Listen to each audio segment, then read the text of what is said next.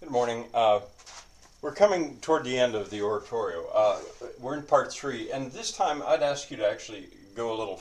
Well, I'm going to go faster. I don't have as much that I want to discuss, and I don't think you should have to pause as much if you're staying with me.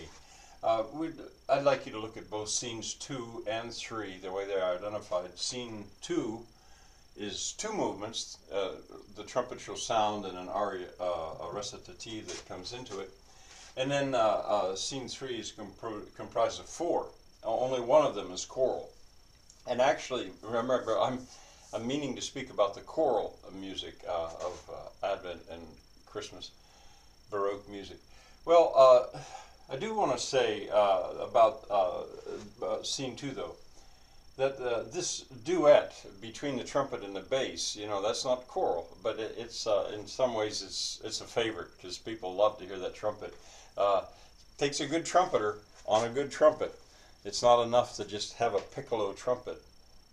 That helps, I think, but that's not enough to be able to play that part as high.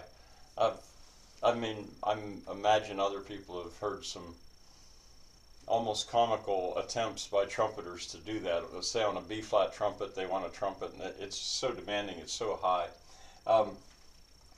It's wonderful. I wanted to say that the trills, in general, in this performance, by the part of the soloist and the choir, tend to be so light and so quick, and they don't draw much attention to themselves. And you can hear that. The text is now from Corinthians and then Romans when we get into this. Enjoy. Now you get to scene 3, there's a recitative first, and then this wonderful alto-tenor duet.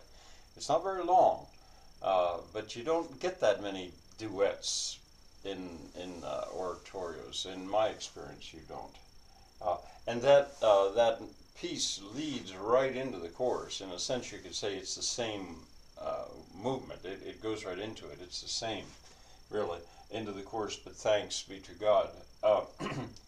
Now, and then finally, the way they group it, there's a soprano aria before the big boom of the very last two movements, which I'll talk about tomorrow. I've got the names. I thought maybe I don't think they're listed in the description of the version that I'm giving you the link to. But if you go to the very end and you look at the credits, it names the names. Here's the soprano. I hesitate to try to pronounce the name because I'll say it wrong. I think she's Czech, I think. This woman, the alto, I believe is French. I believe this man's German, the tenor, and I believe he's Czech. I actually did go and I looked on YouTube. You know, if you get curious, you can find out, well, what other pieces of these performances have these people made. But I'll leave that up to you. All right, I'd like you to start at that spot. Watch these, enjoy them, and then tomorrow we'll take Handel's Messiah to the end. Bye for now.